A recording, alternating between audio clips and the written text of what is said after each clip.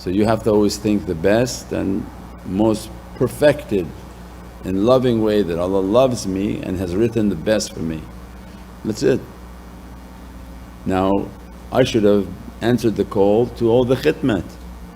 When they asked me to serve, I didn't serve. When they asked me to share, I didn't share. You know the 30-40,000 views on a video and you have 300 people making comments. Those are bad numbers, right? When it's something very bad, there's 50,000 comments because shaitan, he's very active in algorithm. So he has his murids and then we have our murids.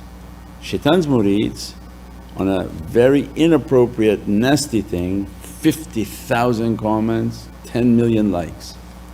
So you see how active he is? And then when it's in Allah's way, you may even have 10,000, 30,000 views, 200 comments. 27,700 people didn't care to even say one nice thing, mashallah, thank you, Allah bless you.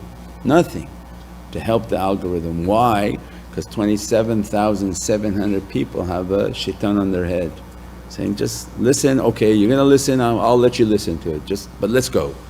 Don't make a comment, don't say this was great, thank you, nothing, no tashakkur, no nothing. How you can do like that? Well, because we understand that the 27,700 people have big devils on their hands and on their head, and 5 minutes later they're looking at something inappropriate and making comments. So this is how difficult this battle against shaitan is to get people whom are watching, they're watching, the numbers are thing. Our Instagram is at 9 million views in a month consistently, sometimes 20, sometimes 13 million views, but no comments, no comments. You look at it, it's like 70 comments, 80 comments. Who are all those people that watched? You know, there wasn't like 10,000 pious people that were making comments? Nothing, nothing. So everybody thinks, okay somebody else will do the comments, somebody else can give the donation, somebody else can serve, somebody else can go and help them to dig a trench. But unfortunately in this way, no, nobody came. It was 3 or 4 people. And we know that for 30 years we're doing this. At the center that we have in Vancouver, every day they're complaining, how come nobody comes to help clean up here? I said, because Allah wrote it to have a reward all for you. What can I do? If Allah wanted to share the reward He would have sent 20 people to do it, but He wants only you to have the reward. What can you do? And that one person is getting all the reward, but it's very difficult that you're the one who has to clean, you're the one who has to show up, you're the one who has to close, you're the one who has to open. Because the majority of people want to come and just take everything and go. But who's the one who has to sit there and make sure that it's happening, make sure it's clean, make sure it's been put away and make sure that it's been things? Then these are the people whom Allah has given to them immense sincerity. When they look at it and they say, this masjid how is it going to get off the ground unless I come? Somebody else going to do it? Who's going to do it? And that's when we told you before that what was taqwallah? What was taqwa when we gave the talk on taqwa? Consciousness, not, oh I fear Allah. The consciousness of yaqeen is what? You look at something and you know that Allah is looking at you and saying, how come you don't resolve it?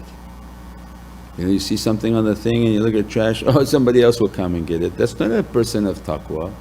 The person of taqwa knows that Allah sees through my eyes and Allah placed this in front of me and they're going to ask me. My eyes will ask me, how come you see that and you don't fix it? How come you don't pick it up and throw it away? How can you look at the masjid and say that I can't participate in that? Who's going to do that? And these are then the people of immense taqwa, immense taqwa. Because the other ones just say, somebody else will do it, it doesn't matter, I'll go hide in the bushes. Where's the electrician? He came one time and then went into the bushes and hid. So where are these people?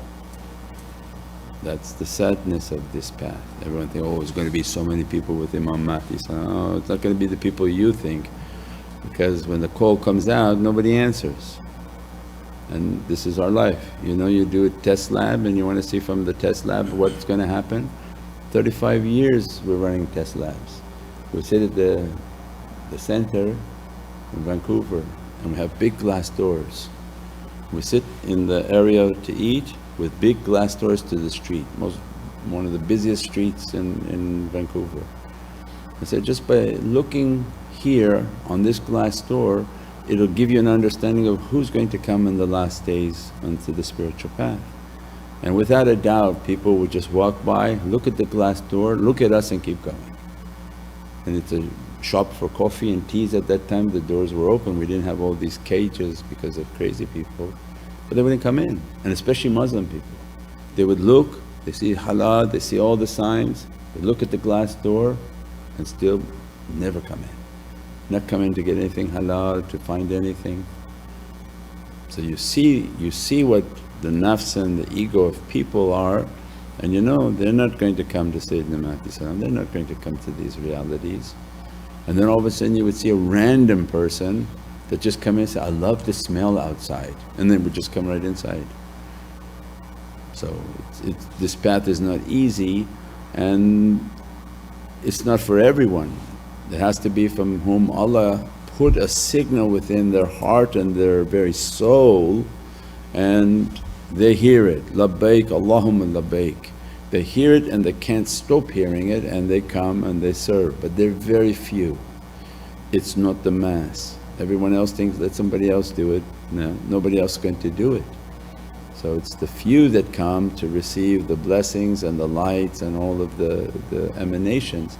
And later when everything is open, the mass comes. Why? Because they're like the stuffing inside of a pillow. They just come and enjoy everything, but they didn't come to put it together, they didn't come to struggle for it. We used to have the zikrs at the other house on Appin Way, it was huge, lots of people coming, right? Because like the stuffing inside of a pillow, everybody comes for enjoyment and free food. As soon as you say, no, come and be of service, there's 4 or 5 people. So this is different. Those whom are struggling in the way, they are few, and those are the sincere in which Allah addresses them and blesses them. And the mass of people, they come for enjoyment and alhamdulillah whatever they're trying to enjoy. But always the way of service is going to be few carrying a heavy load, inshaAllah. Giving their best, no rest to the grave, service all that they know, building homes in the hereafter with their worldly flow. They put others first, lift the weak when they fall. They move with adab on the path, standing tall. Every skill, every gift, every moment they spend just to earn one nazar from their shaykh, their friend. Let it flow, let it ride, let the blessings multiply. Charity's the key that lifts the soul into the sky. Give from what you have, watch the doors open wide. What you send up on the path comes back purified. What you send up on the